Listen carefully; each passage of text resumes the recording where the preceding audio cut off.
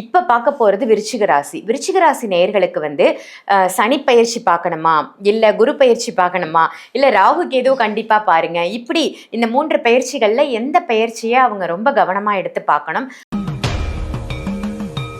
பொதுவாக விருச்சகத்துக்கு குரு பகவான் நன்மைகளை தரக்கூடிய ஒரு கிரகம். அதில் விஷாக நட்சத்திரம் 4ஆம் பாதம்ங்கிறதே இங்கே விருச்சகத்துக்குள்ளே இருக்கக்கூடியது தான். அதனால குரு பயிற்சியை கட்டாயம் இவங்க பார்த்தே ஆகணும். இவங்களுக்கு ஒரு நன்மை கிடைக்கணும்னா அது குரு பகவானால் நிறைய உண்டு. அப்போ இந்த குரு வந்து இப்போ நல்லா இருக்கார், பாக்கியத்தில் இருக்கார். ஆனால் அடுத்து 10ஆம் இடத்துக்குள்ள குரு வரும்போது கொஞ்சம் ஒரு அழுத்தத்தை ஏற்படுத்துவார். ஆனால் அது வருமானத்துக்கு ரொம்ப நல்லா இருக்கும். குழந்தைகளுக்கு கொஞ்சம் பிரச்சனைகளை தரும் அப்படின்னு சொல்லலாம். இப்போ அதுவே அவங்களுக்கு 11ல் கன்னிக்கு குரு வரும்போது வருமானம், குழந்தைகள் ரெண்டுக்குமே ரொம்ப நல்ல பலன்கள். இப்ப இதே விருச்சிக ராசி நேயர்கள் வந்து ராகு கேது பயிற்சியை எந்த அளவுக்கு எடுத்துக்கலாம்? அவங்க ராகு கேது பயிற்சியை கவனிக்கணுங்கிற பெரிய அளவு கவனிக்கணும்னு அவசியம் கிடையாது. ஆனா சனி பயிற்சியை கவனிச்சுதான் ஆகணும். ஏன்னா சனி பயிற்சிங்கும் போது அனுச நட்சத்திரம் அங்கதான் இருக்கு.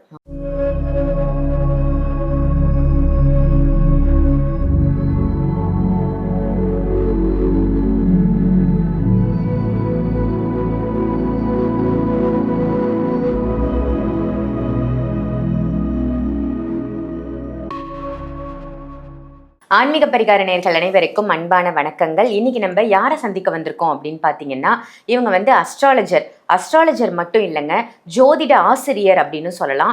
நிறைய சிஷ்யர்களுக்கு வந்து இவங்க ஜோதிடம் கற்றுக் கொடுக்குறாங்க. நீங்களும் ஜோதிடம் கற்றுக்கணும் அப்படின்னு ஆசைப்பட்டீங்கன்னா மேம் கிட்ட நீங்கள் கற்றுக்கலாம். அவங்க தான் ஏஎல்பி அஸ்ட்ராலஜர் சாந்தி தேவி ராஜேஷ்குமார். வணக்கம் மேம். ஆன்மீக பரிகார நேயர்கள் அனைவருக்கும் வணக்கம். இந்த நாள் இனிய நாளாக அமைய வாழ்த்துக்கள். எப்படி மேம் இருக்கீங்க? ரொம்ப நல்லா இருக்கேன். நீங்க எப்படி இருக்கீங்க? ரொம்ப நல்லா இருக்கேன் மேம். ரொம்ப ஆழமாகவும் அதே மாதிரி ரொம்ப காரகத்துவமாகவும் இருக்கு உங்களுடைய பதிவுகள் எல்லாம். மக்கள் வந்து நிறைய விரும்பி பார்க்குறாங்க உங்களுடைய பதிவுகளை அப்படின்னு தான் சொல்லணும். இன்னைக்கு நான் எடுத்துட்டு வந்திருக்கிற டாபிக் மேம், இப்போ ஜோதிடம் அப்படின்னாலே எதிர்காலத்தை கணிக்கக்கூடிய ஒரு விஷயம் அப்படின்னு சொல்லுவாங்க. நிறைய பேர் வந்து என்னோட லைஃப் எப்படி இருக்கும் நான் தெரிஞ்சுக்கணும் அப்படின்னு ஆசைப்படுவாங்க இல்லையா? ஸோ அடுத்த 10 வருடங்களுக்கு மேஷ ராசியிலிருந்து மீன ராசி வரைக்கும் இப்ப இந்த நெக்ஸ்ட் 10 இயர்ஸ்ல இருக்கக்கூடிய அந்த கிரக நிலைகளை வைத்தும் வாழ்வியல் முறையை வச்சும் எப்படியெல்லாம் அமைய போகுது ஒவ்வொரு ராசிக்கும் தனித்தனியா அப்படின்னு சொல்லுங்க. அதே மாதிரி எதை பேஸ் பண்ணி நீங்க சொல்ல போறீங்க அப்படின்றதையும் மக்களுக்கு தெரியப்படுத்துனீங்கன்னா நல்லா இருக்கும். கண்டிப்பா. இந்த 10 வருஷம்னு நீங்க கேட்கும்போது எனக்கு அட்சய லக்ன பദ്ധதி தான் ஞாபகத்துக்கு வருது. ஏன்னா நம்ம லக்னம் மாற்றம் 10 வருஷத்துக்கு ஒரு லக்னம் மாறும் அப்படின்னு சொல்லியிருக்கோம். பட் இது வந்து ஜென்ரலான ஒரு பதிவு அப்படிங்கிறதுனால இது ஒரு ராசிக்கு 10 வருஷம் மாற்றங்களை நம்ம குரு பகவானை மட்டும் வச்சு எடுத்துட்டு போகணும். ஏன்னா அந்த குரு மட்டும்தான் கரெக்டா ஒரு வருஷத்துக்கு ஒரு தடவை மாறக்கூடிய கிரகமாக இருக்காரு. அடுத்து வந்து இந்த சனி பகவானை எடுத்துட்டோம்னா 2.5 வருஷத்துக்கு ஒரு தடவை மாறுவார். இந்த 10 வருஷத்துல அவர் 4 கட்டம் மாறுவார். 2027 சனி பயிற்சி ஆகும் போது, அடுத்து பார்க்கும்போது 2029 சனி பயிற்சி ஆகும், அது 2032 சனி பயிற்சி ஆகும், அதுக்கு அடுத்து 2036 சனி பயிற்சி ஆகும். 2036 ஆகும்போது 34 ஆகும்போது 34 to 36 கடகம் வரையும் சனி பகவான் டிராவல் ஆக போறார். அப்ப இந்த 10 வருடம் இந்த டிராவலை வச்சும் அடுத்து குரு பகவான் இந்த 10 வருஷத்துக்கு மூவ் ஆகிறத வச்சும் தான் நம்ம இப்ப பலன்களை பார்க்க போறோம். இது உங்களுடைய ஏஎல்பி லக்னத்திற்குன்னு நீங்க எடுத்துக்கிட்டாலும் பலன் பொருந்தும், சூப்பரா பொருந்தும். இன்னும் ஜென்ரலான பலனை விட இது இப்போ இன்னைக்கு உங்களுக்கு ஏஎல்பி லக்னம் என்னன்னு பார்த்துட்டீங்கன்னா அடுத்த 10 வருஷத்துக்கு அந்த ஏஎல்பி லக்னம் வரையும் இந்த பலன் பொருந்தும் கூட பார்க்கலாம். அடுத்து இந்த ராகுகேது நம்ம 3 பயிற்சிகளை மட்டும்தான் ரொம்ப பிரதானமா பார்க்குறோம். இந்த ராகுகேதை எடுத்துட்டா 1.5 வருஷத்துக்கு ஒரு தடவை மாற்றம் அடையக்கூடிய கிரகமாக இருக்கு. இப்போ இந்த டிசம்பர்ல ராகுகேது பயிற்சி ஆக போகுது.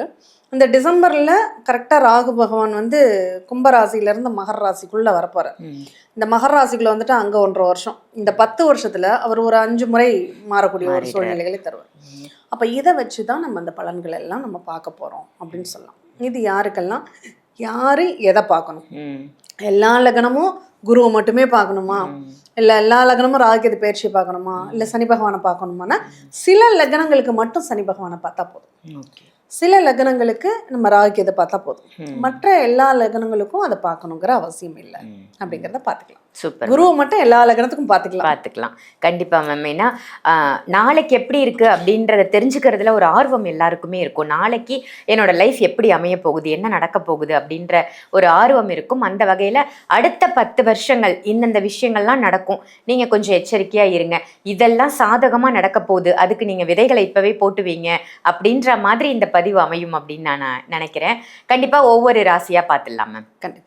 அடுத்த 10 வருட காலம் ஒவ்வொரு ராசிக்கும் என்ன மாதிரி விஷயங்கள் சாதகமா அமைய போகுது அப்படின்னு 3 பயிற்சிகளை வச்சு சொல்றீங்க மேம்.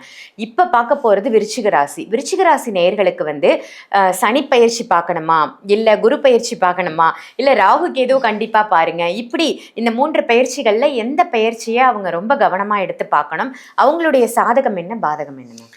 பொதுவாக விருச்சகத்துக்கு குரு பகவான் நன்மைகளை தரக்கூடிய ஒரு கிரகம். அதில் விசாக நட்சத்திரம் 4ஆம் பாதம்ங்கிறதே இங்கே விருச்சகத்துக்குள்ளே இருக்கக்கூடியது தான். அதனால குரு பயிற்சியை கட்டாயம் இவங்க பார்த்தே ஆகணும். இவங்களுக்கு ஒரு நன்மை கிடைக்கணும்னா அது குரு பகவானால் நிறைய உண்டு. அவங்களுக்கு ஒரு பொருளாதாரம் மேம்படணும்னா குரு பகவான் தான் அங்கே சப்போர்ட் பண்ணக்கூடியவராக இருப்பார். மனசு தெளிவாக தீர்க்கமாக இருக்கணும்னா அங்கே குரு தான் சப்போர்ட் பண்ணக்கூடியவராக இருப்பார். குழந்தைகள்னால நமக்கு நன்மைகள் பெறணும்னா அங்கே குரு தான் வலுவாக இருக்கணும். அப்போ இந்த குரு இப்போ நல்லா இருக்கார், பாக்கியத்தில் இருக்கார்.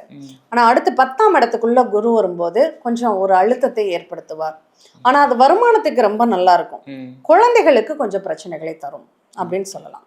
இப்போ அதுவே அவங்களுக்கு 11ல் கன்னிக்கு குரு வரும்போது வருமானம், குழந்தைகள் ரெண்டுக்குமே ரொம்ப நல்ல பலன்கள் ஏற்படும். அந்த காலகட்டங்களில் ஒரு லாபம், ஒரு மகிழ்ச்சி, ஒரு பேரின்பம் அப்படிங்கிறது நிச்சயமாக அவங்களுக்கு கிடைக்கும் அப்படின்னு சொல்லலாம். இப்போ அதுவே குரு துலாமுக்குள்ள பயிற்சி ஆகும்போது 12ஆம் இடத்திற்கு வரும்போது அவங்களுக்கு சில விரயங்கள் அப்படிங்கிறது அதிகமாக ஏற்படும். ஆனால் வருமானம், வெளிநாட்டு வருமானம் வரக்கூடிய ஒரு வாய்ப்புகள் அந்த காலகட்டங்களில் உண்டு. வெளிநாடு போகணும்னு ஆசைப்பட்டாங்கன்னா இந்த துலாமில் குரு மாறினதுக்கப்புறம் வெளிநாடு போகலாம். இப்போ அதே மாதிரி குழந்தைகளுடைய ஆரோக்கியத்தில் அந்த நேரத்தில் கவனமாக இருக்கணும். குழந்தைகளுக்கு ஹெல்த் இஷ்யூ வருவதற்கான வாய்ப்புகள் உண்டு இந்த துலாமில் குரு இருக்கும்போது. அதை கொஞ்சம் கவனித்து பார்த்துக்கணும். அடுத்து விருச்சகத்துக்குள்ளேயே குரு வர்றாரு அப்படின்னா, இந்த விருச்சகத்தில் குரு வரும்போது பெரும்பாலும் ஜென்ம குரு பிரச்சனைகளை தரும்னா, இங்கே விருச்சகத்தை பொறுத்தளவில் ஜென்ம குரு ஒன்றுமே பண்ண மாட்டார். ரொம்ப நல்லாயிருக்கும். அந்த நேரத்தில் தான் அவங்களுக்கு ஸ்பிரிச்சுவல் கனெக்ஷன் ரொம்ப அழகாக வேலை செய்யும். நடக்கிறத முன்னாடியே தெரிஞ்சுக்கக்கூடிய ஒரு வாய்ப்பு அந்த நேரத்தில் உண்டு. அவங்க என்ன சொன்னாலும் அது நடக்கும். அவங்க மனசில் ஒன்று நினைக்கிறாங்கன்னா அது அப்படியே நடக்கும். அது கெட்டதாக இருந்தாலும் சரி, நல்லதாக இருந்தாலும் சரி, அந்த மாதிரியான ஒரு அமைப்புகள்லாம் உண்டு. அதே தனுசுல குரு வரும்போதும் ரொம்ப நல்லாயிருக்கும். குழந்தைகளுக்கு மட்டும் கொஞ்சம் ஒரு அழுத்தத்தை ஏற்படுத்தும். மற்றபடி ஜாதகருக்கு நல்லா இருக்குமா, 2ஆம் இடத்துல குரு ரொம்ப நல்லாயிருக்கும். மகரத்தில் குரு வரும்போது கொஞ்சம் கவனமாக இருக்கிறது நல்லது. அங்கே கம்யூனிகேஷன் சம்மந்தமான பிரச்சனைகள், ஹார்மோன் இன்பேலன்ஸ் ஆகிறதுக்கான ஒரு சூழ்நிலை அந்த நேரத்தில் உண்டு.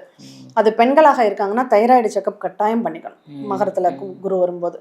இப்போ அதுவே ஆண்களாக இருக்காங்கன்னா குழந்தை பிறப்புக்கு வீரியம் எப்படி இருக்குன்னு நீங்கள் கரெக்ட் பண்ணிக்கணும். இல்லைன்னா அங்கே குழந்தை பிறப்பில் அந்த தாமதங்கள் ஏற்படும் அப்படின்னு சொல்லலாம். இப்போ அதுவே கும்பத்துக்குள்ள குரு போயிட்டாரு அப்படின்னா குழந்தைகள் வெளிநாடு போகக்கூடிய ஒரு வாய்ப்புகளை கொடுக்கும். ஜாதகருக்கு ஒரு சாதகமான பலன்கள், வருமானம், இடம், வீடு, சொத்து சம்பந்தமான நிகழ்வுகள், அதன் மூலமாக ஒரு பணவரவு அதெல்லாம் ஏற்படுறதுக்கான ஒரு சூழல் அப்படிங்கிறது இருக்கு. இதுவே மீனத்துக்குள்ள குரு போயிட்டாரு. இந்த மீன குரு விருச்சகத்தை பொறுத்தளவில் ரொம்ப சூப்பராக இருக்கும். குழந்தைகளுக்கு மட்டும் கொஞ்சம் ஒரு டென்ஷன் இருந்துட்டு இருக்கும். மற்றபடி ஜாதகருக்கு ரொம்ப நல்ல பலன்களை தரக்கூடிய ஒரு வாய்ப்பு. அந்த நேரத்தில் குலதெய்வத்தினுடைய அனுகிரகம் அவங்களுக்கு நல்லா இருக்கும். முன்னோர்களுடைய ஆசீர்வாதம் பெறக்கூடிய ஒரு வாய்ப்புகள்லாம் அந்த நேரத்தில் உண்டு. இப்போ அதுவே மேஷத்துக்குள்ளே குரு மாறுறாரு அப்படிங்கிறப்போ அது கொஞ்சம் கவனமாக இருக்கணும். 10ஆவது வருஷம்தான் அந்த மேஷத்துக்குள்ளே குரு மாறுவார். அப்போ அந்த காலகட்டங்கள் மட்டும் அவருக்கு 2035 காலகட்டங்களில் அவர் கொஞ்சம் கவனமாக இருக்கணும். கடன் சார்ந்த பிரச்சனைகளில் ஈடுபடக்கூடாது.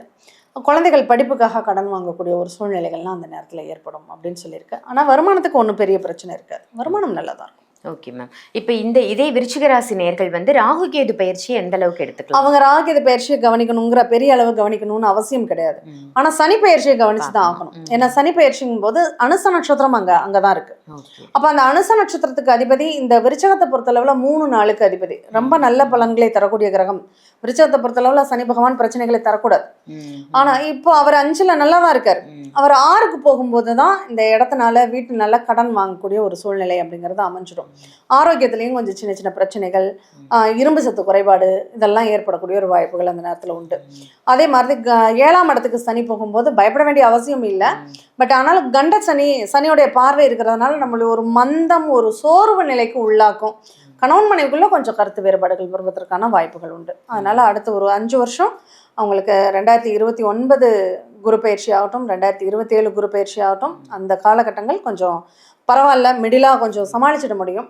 அதுவே அஷ்டம சனி வரும்போது ரொம்ப ஜாக்கிரதையாக இருக்கணும். அது 2029க்கு அப்புறம் வரக்கூடிய காலகட்டங்கள் அந்த அஷ்டம சனி அப்படிங்கிறது அவங்களுக்கு ரொம்ப பிரச்சனைகளை தரும். அந்த மிதுனத்தில் சனி பயிற்சி ஆகும்போது மட்டும் ஜாக்கிரதையாக இருந்தால் போதும். ஓகே. இப்போ இந்த 3 பயிற்சிகளை பொறுத்த வரைக்கும் இவங்க எந்த விஷயத்தை இப்போ இந்த 3 பயிற்சிகளை பொறுத்த வரைக்கும் மேம் எந்த தெய்வத்தை வழிபாடு செஞ்சா இந்த பயிற்சிகள்லேருந்து ஓரளவுக்கு இவங்களுக்கு ரிலீஃப் கிடைக்கும்? விசாக நட்சத்திரம்.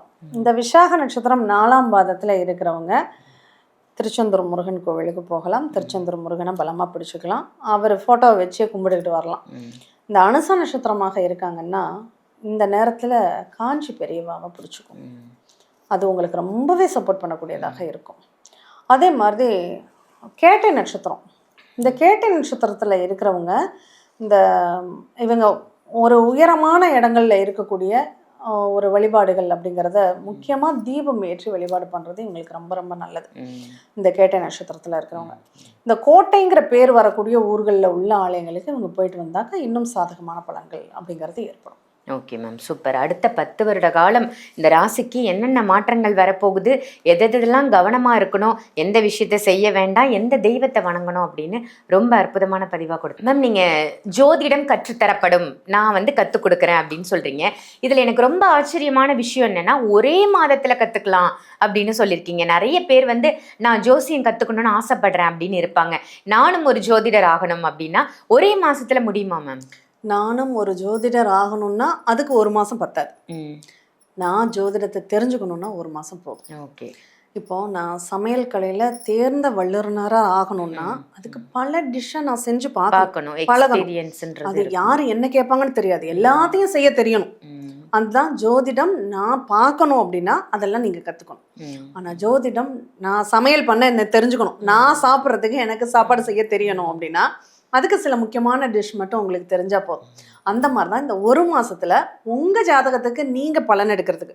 இப்போ பெரும்பாலும் என்ன கேள்விகள் பிரதானமாக வந்துட போகுது, என் பையன் நல்லா படிப்பானா, எங்கள் குழந்தைகளுக்கு கல்யாணம் பண்ணணும், நான் இடம் வாங்க வேணா, வீடு வாங்கணும், தொழில் எனக்கு நல்லா இருக்குமா, கடன் எப்போ தீரும், எனக்கு ஆரோக்கியம் நல்லா இருக்குமா, இதுதானே ஒருத்தருடைய பிரதானமான பேசிக் கொஸ்டினாக இருக்கும். இந்த கேள்விகளுக்கு உங்களால் பதில் எடுக்க முடியுமானா எடுக்க முடியும். இல்லை நான் நுணுக்கமாக எனக்கு ஆப்ரேஷன் நடக்கும்னா எப்போ நடக்கும், எந்த மாதத்துக்குள்ளே நான் பண்ணிக்கணும் அப்படிங்கிற ஸ்பெசிஃபிக் கொஸ்டின்குள்ளே போறீங்கன்னா அடுத்தடுத்த அப்டேட். ஜென்ரல் மருத்துவர்கிட்ட போய் தலைவலி, கால்வலி, கைவலின்னா மாத்திரை கொடுப்பேன். ஆனால் எந்த பார்ட்டில் உங்களுக்கு என்ன பிரச்சனையினால வலிக்குதுன்னு தெரிஞ்சுக்கணும்னா அதுக்குன்னு ஸ்பெஷலிஸ்ட் போகணும் இல்லையா? அந்த மாதிரி தான் இது நமக்கு தேவையானதை நம்ம செல்ஃபாக நம்மளுக்கு இது நல்லது இது கெட்டதுன்னு புரிகிற அளவுக்கு. இப்போ நீங்கள் சொல்கிறீங்க உன் ஜாதகம் யோக ஜாதகம்ப்பா, நீ ஓகோன்னு இந்த பரிகாரத்தை மட்டும் பண்ணு, ஒரு 10,000 ரூபா தான் செலவாகணும் ஒருத்தவங்க சொல்கிறாங்கன்னா நம்ம ஜாதகம் இப்போ இந்த 10,000 செலவு பண்ணால் எனக்கு பலன் தருமான்னு தெரிஞ்சுக்கிற அளவுக்கு நீங்கள் படிக்கணும். அதுக்காக தான் உங்களை படிக்க சொல்லணும். இது கரெக்டு தானா? ஒருத்தர்கிட்ட நம்ம ஏமாறக்கூடாது. அந்த ஏமாறாம இருக்கணும்னா நம்ம அதை பத்தின ஒரு அறிவு நமக்கு வேணும். அதுக்காக தான் ஜோதிடம் உங்களை படிக்க சொல்றேன். Super ma'am. இப்போ இந்த ஜோதிடம் கற்றுக்கணும் அப்படின்னு ஆசைப்படுறாங்கன்னா இதே நம்பருக்கு காண்டாக்ட் பண்ணி உங்கள் அப்பாயின்மெண்ட் வாங்கி கிளாஸில் ஜாயின் பண்ணிக்கலாம். கண்டிப்பாக. ஏன்னா முதல் முறையாக ஜோதிடம் சேருவவங்களுக்கு ஒரு 64 இன்ட்ரோடக்ஷன் வீடியோ கொடுத்துடுவோம். அந்த வீடியோவில் அவங்க என்னெல்லாம் தெரிஞ்சுக்கிட்டா வகுப்பு அவங்களுக்கு சுலபமாக இருக்கும் அப்படிங்கிற தகவல் அதில் இருக்கும். அதை மட்டும் பார்த்துட்டாலே போதுமானது. Super ma'am. மக்களுக்கு இந்த பேசிக் நாலேஜ் வேணும். ஜாதகம்னா என்ன, ஜோதிடம்னா என்ன, உங்களுடைய ஜாதகத்தை நீங்கள் முதல்ல பார்த்துக்கோங்க அப்படின்ற மாதிரி ஒரு வகுப்பு நீங்கள் அரேஞ்ச் பண்ணியிருக்கீங்க. அது கண்டிப்பாக மக்களுக்கு பயனுள்ளதாக இருக்கும். ரொம்ப நன்றி மேம். நன்றி. இந்த பதிவு உங்கள் எல்லாருக்கும் பயனுள்ள பதிவாக அமைஞ்சிருக்கும் அப்படின்னு நினைக்கிறேன். நெக்ஸ்ட் 10 இயர்ஸ்க்கு இப்படி தான்ப்பா லைஃப் இருக்கும் அப்படின்னு இந்த பதிவை பார்த்து நிறைய விஷயங்கள் நீங்கள் தெரிஞ்சுக்கிட்டீங்க அப்படின்னா இதை மற்ற ராசி நேயர்களுக்கும் ஷேர் பண்ணுங்கள். அதே மாதிரி ஆன்மீக பரிகாரம் நம்ம சேனலை சப்ஸ்கிரைப் பண்ணிக்கோங்க. மேடம் கிட்ட நீங்கள் கிளாஸ் கற்றுக்கணும் அப்படின்னு நினச்சாலும் சரி, அதே மாதிரி ஜாதகம் பார்க்கணும், ஜோதிடத்தை பற்றி தெரிஞ்சுக்கணும் அப்படின்னு நினச்சாலும் சரி, வீடியோவில் தெரிகிற நம்பருக்கு கால் பண்ணி அப்பாயின்மெண்ட் வாங்கிக்கோங்க.